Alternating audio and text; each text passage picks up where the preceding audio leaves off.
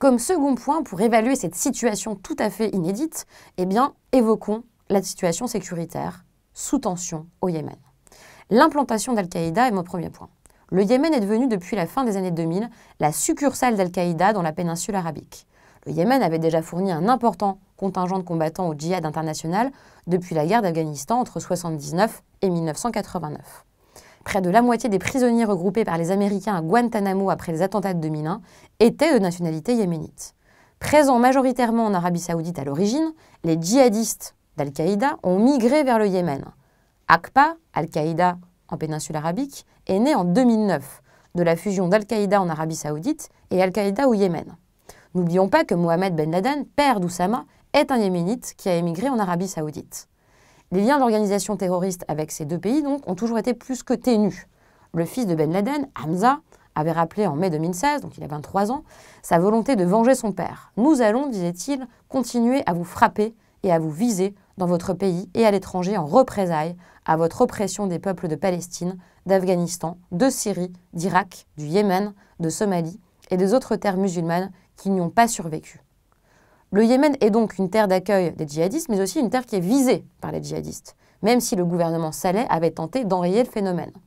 Cependant, on lui prêtait parfois des intentions ambiguës à l'égard justement des groupes djihadistes. Depuis 2011, la politique des drones américaines lancée par Obama à partir de son premier mandat en 2008 s'était intensifiée.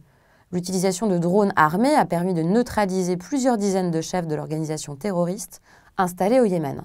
Selon les chiffres du renseignement américain, les attaques de drones autorisées par l'administration Obama ont tué environ 117 civils depuis 2012 au Yémen, au Pakistan, en Afghanistan et en Somalie.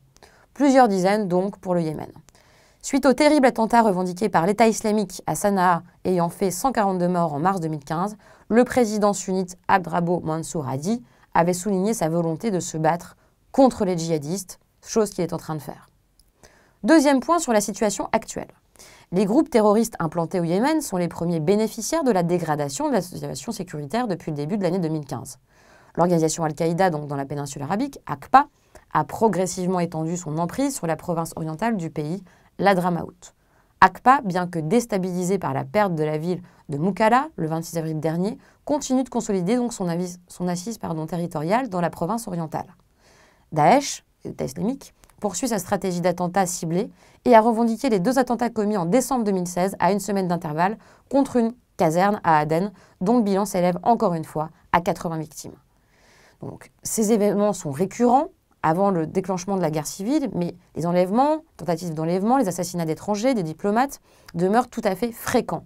La situation donc est aujourd'hui extrêmement préoccupante, d'autant que les conflits de la Corne d'Afrique ont des conséquences sur la stabilité des frontières yéménites, puisque ça se trouve donc juste en face.